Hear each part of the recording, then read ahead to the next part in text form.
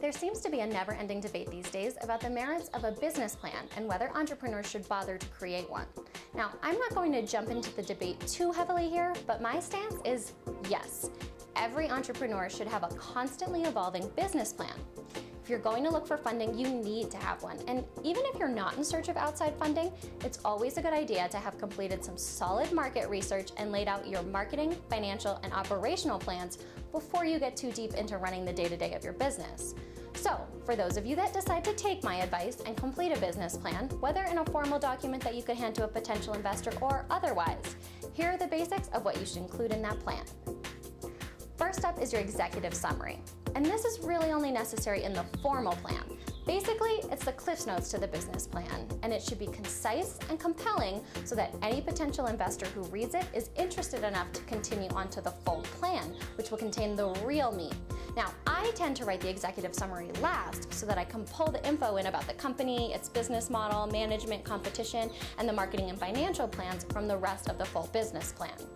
The next section is the description of the business. Here you say what your business does, provide information about its products and services, and explain the business model.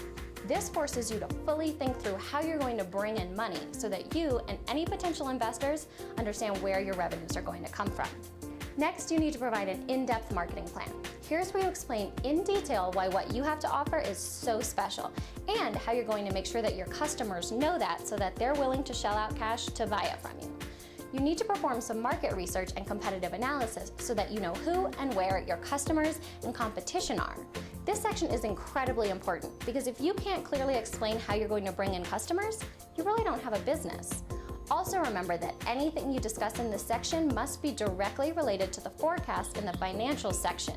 If you say you're going to bring in 1 million new customers in the first 6 months, you'd better have a marketing plan that justifies that type of growth and have included the marketing expenses in your financials.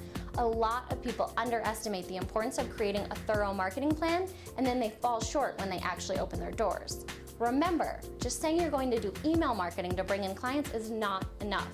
You need to say where you're going to get your email list from, what the open, click-through, and conversion rates are for that type of list to justify the number of customers you project, and then include the costs of buying and sending to that list in your financial plan. After your marketing plan comes your operational plan.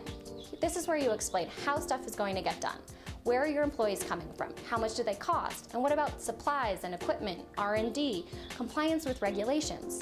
This section is where you lay out how all of the gears are going to work together to ensure that stuff gets done when it needs to get done so that your company continues to move forward. Next, you should identify your corporate structure, what type of business entity you chose and why you chose it. If you're not sure what the best entity is for your business, I have an old video that you can check out, but I'll also be creating an updated version soon.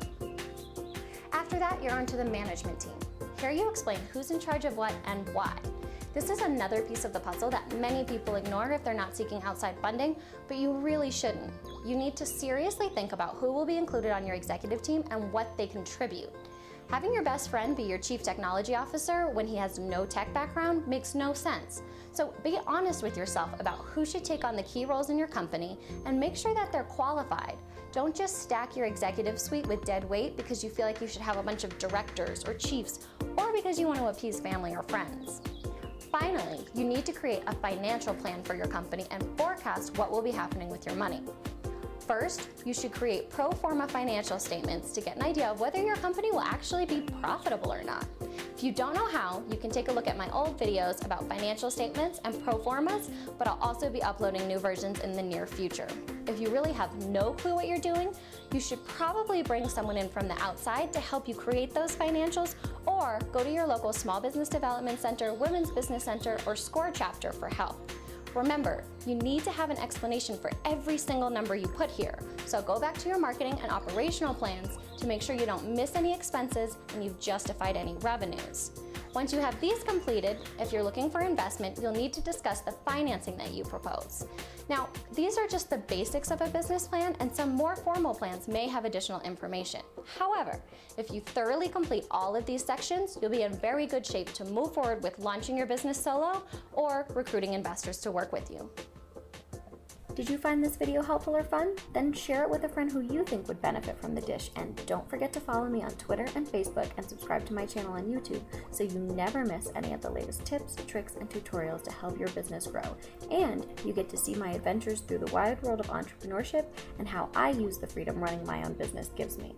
Also, remember to head over to CateCosta.com so you can get in on the conversation about how to build your business to success so you can live your life your way.